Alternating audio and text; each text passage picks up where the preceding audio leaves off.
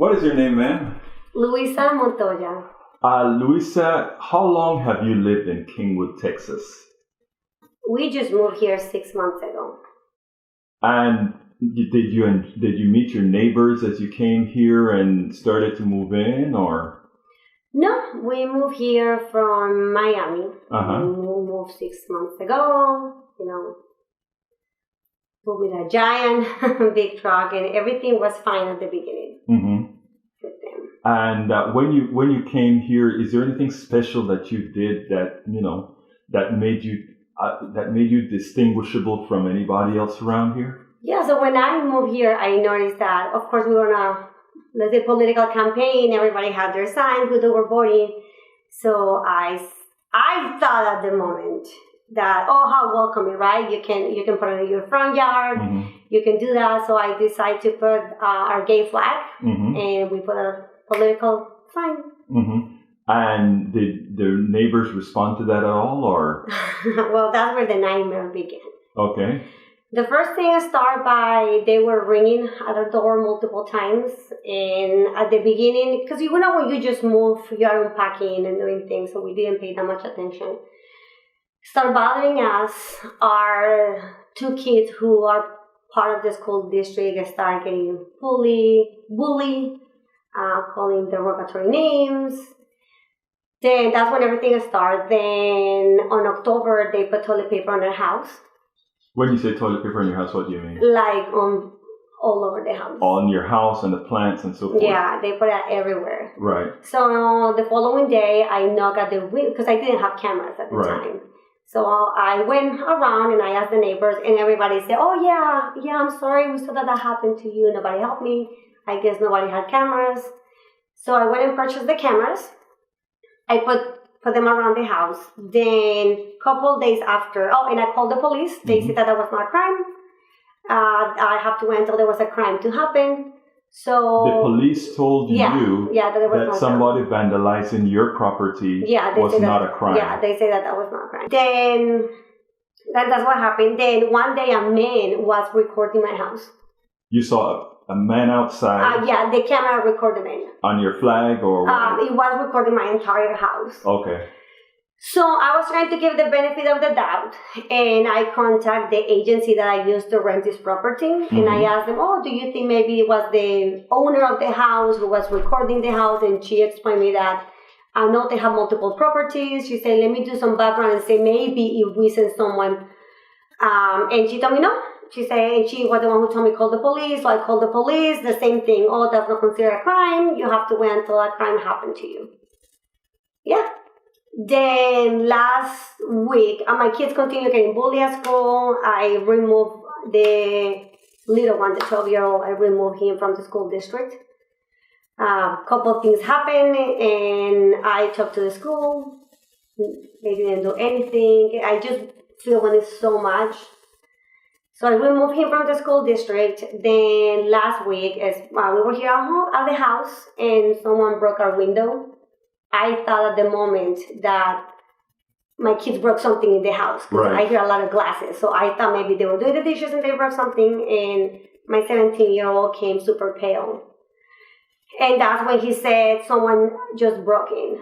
So he said, I'm going to go and see who did it. Because this entire time, we don't have anyone. They are harassing us, they are accosing us, they are bullying us, but we don't have names. We don't know who is doing this. So my kid got out of the house to see who did it. Right. And he found them, and now they started bullying him. I see, got you. That's what I wanted to get to. Yeah, and they, with their bikes, they were hitting him with their bikes. So that's when I started going really slow, and they split on two.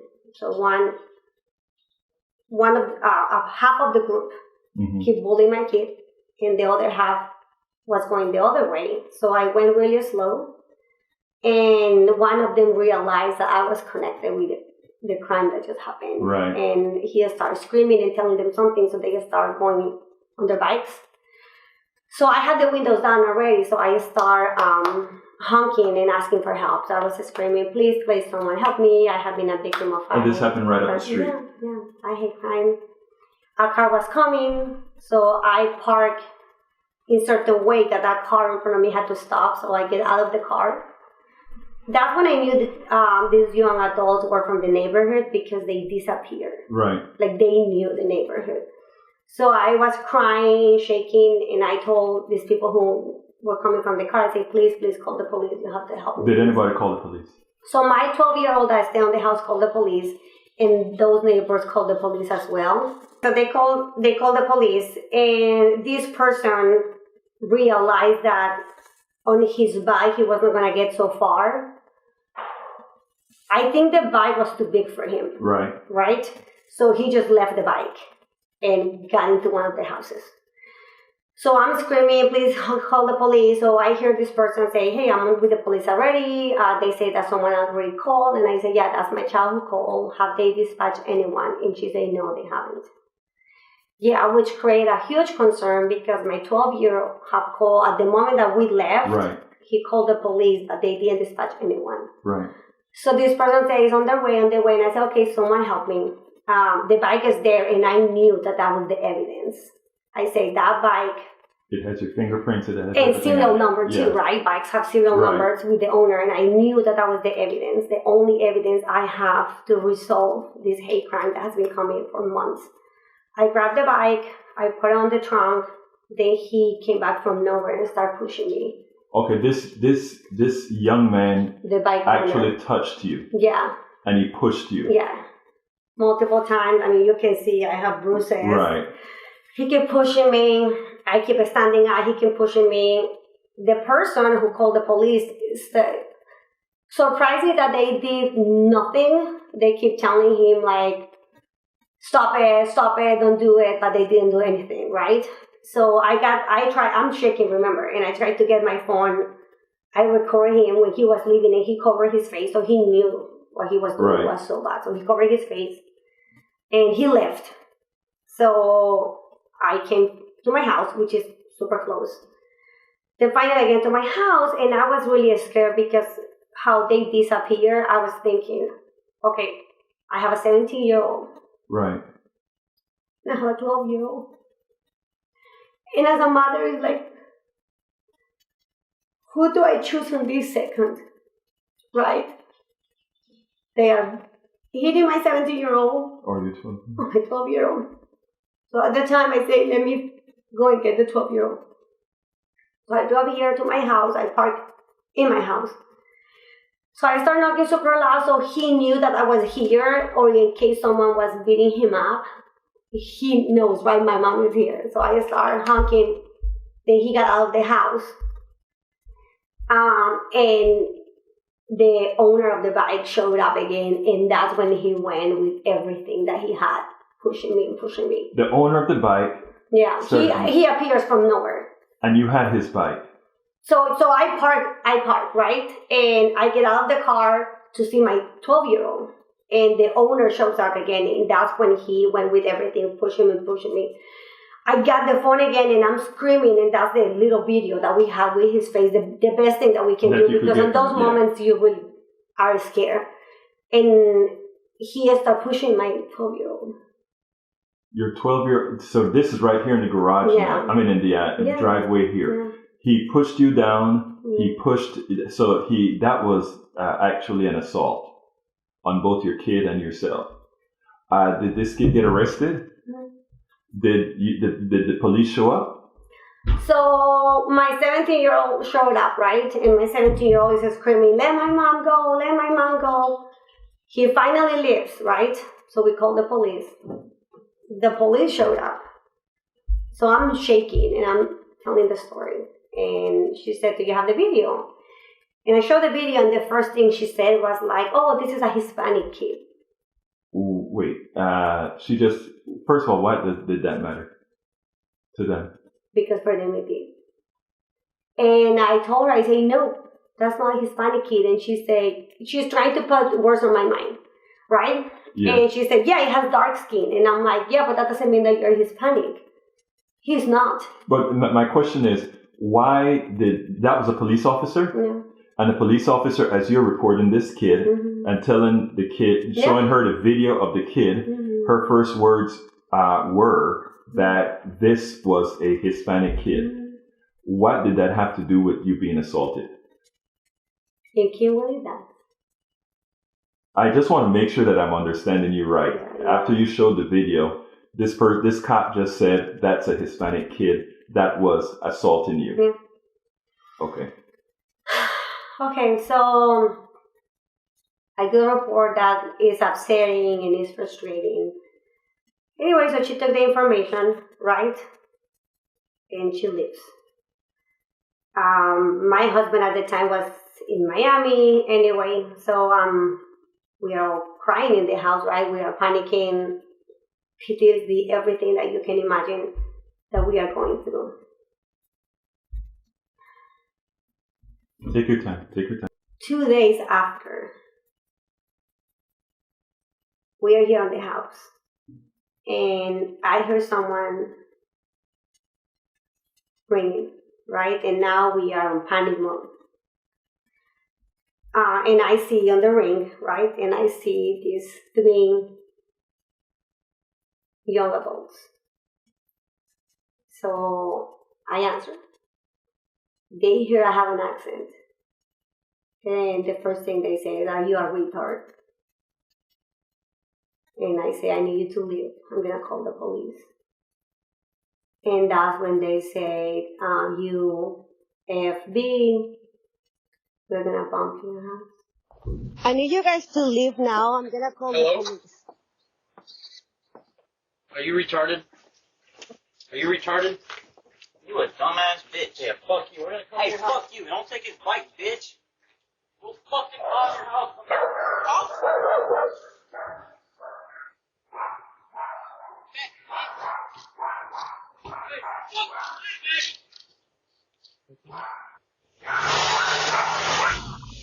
And these 3 young adults, did you know who they are? One of them identified as being the stepbrother of the owner of the bike. And so they knew the owner of the bike. And now, does your son know any of these people at school or anything? Mm-hmm. No, they just have been bullying us since we put the flag. So they're not associated per se with your kid. They're just here to bully you because you have a flag. Mm-hmm. And now, how are the police officers responding now that we've had a second attempt? The police officers, it can be very challenging because the way that they handle it, the lack of empathy. I have feel when I called them, for example, yesterday there was another incident, and I was just asking her if I can have the little piece of paper that they are giving me. And she got very frustrated with me. Even that she was raising her voice, and I said, "You don't have to raise your voice." Wait, explain. What do you mean by you called them another incident? Yeah, so more incidents have happened. We have another one with the owner of the bike trying to break into our garage. So I called. There have been 5 incidents in a week now. This week? Yeah. So the last one that happened is that they came with a megaphone at 11:30 p.m. and they were calling us the F slur. And we are outside, it's against the LGBTQ community. There's no doubt. And when I called the police, because every time I do a report, they give me the report, the little paper. So I asked her yesterday if I can have a new one, and she got very frustrated, and she started raising her voice on me, and I told her I just want a paper trail for what has happened. I just need that, and she was very frustrated. So with the police officer has been a challenge. With the investigators have been a whole different feeling. They have been here, they spend time with us, they show empathy, they care, they follow up. So it has been a whole different experience with both teams. It almost seems as if they were appeasing those who came. And I think the frustrating part has been for me, I don't know how to address this. If someone tells me, "I'm going to bomb your house," I believe that. Right.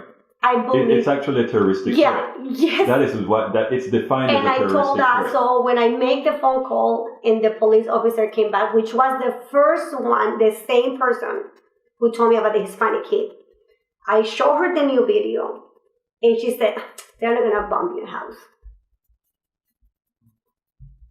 And I say, I'm telling you, I'm scared.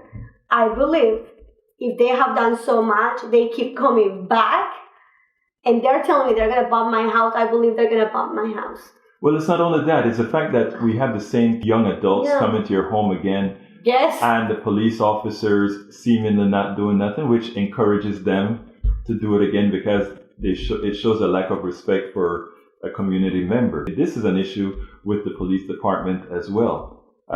Because if certain young people did this, I would imagine that there would be other types of responses, don't you think? It's so big because it's the school system that didn't help me.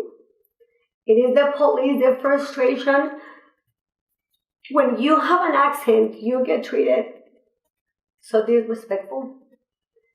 And I can guarantee if I look different, if I talk different, and if they look different, this will be so different. And to have the police officer trying to convince me to say that I was a Hispanic kid, to try to have the police officer to tell me they're not going to bomb your house. Really? Because they look like that? Right? Because these ones don't look Hispanic, right? So when the first one looked Hispanic, she wanted to take a different approach. But these ones that now don't look Hispanic at all, now she's like, oh, you're fine? No. Well, just as a matter of information for you, I also live in Kingwood, and this is 10 now, and my house was actually firebombed. So for them to tell you that it wouldn't happen, they do it here. I don't want to be part of the statistics. I don't want to be part of the data. I don't want that. We are doing nothing. The worst thing that I have done, being a proud parent of my kids who are part of the LGBTQ community, and I adore those kids, and I'm gonna fight with them. I mean, look, I got beat up. Have you filed charges yet? They told me I have to wait. So I asked them, I said, I'm really worried. I haven't even left my house. I'm a runner. I like to run, and I haven't even gone out to run because I'm so scared. I am so scared. And I asked them, what is the next step? And they say, you just have to wait. We're going to do all the process, and we're going to let you know what are the next steps. And that's the process where I am right now. What is next? What am I going to do next? But it's moving so slow. And having them with the megaphone last night. Last night when they came back, yeah. Yesterday they came 3 times. How did the neighbors respond? Did anybody come over and give you any sort of consolation? So the first thing I have to say is, when you hear me screaming, why you didn't get out? When you hear me screaming, help me, why nobody got out? I only had one neighbor that actually has reached out to me. She even brought me donuts. That was really cute of her. She came back yesterday because she saw one of the young adults running. She saw him running, so she came. But everybody else, what is interesting is, on Halloween, we were so excited walking on the neighborhood, right? And I saw a neighbor, and I said, oh yeah, we just moved in. And she said, yeah, you guys are the ones with the gay flag. I just want to add, why do you hate my kids? They haven't done anything wrong. Nothing wrong. And if you have all of your signs saying, Jesus loves you, then what about if you start by loving my kids? That's all I have to say. Yeah, we have a lot of Jesus-thumping people who do nothing that Jesus would stand for. We spend a lot of time deconstructing the news, trying to parse it into a form that everybody can understand. We try to find those little nitpicks where it flies above the fray, etc. If you really like these videos that we do, I want to ask a big favor. Please go ahead, number 1, subscribe to our channel, and number 2, please join if you can. Thank you so kindly for watching. Keep watching. Please remember to share. We must populate the entire internet with our progressive message, a message that we know is what most Americans say that they want. So help us, please join.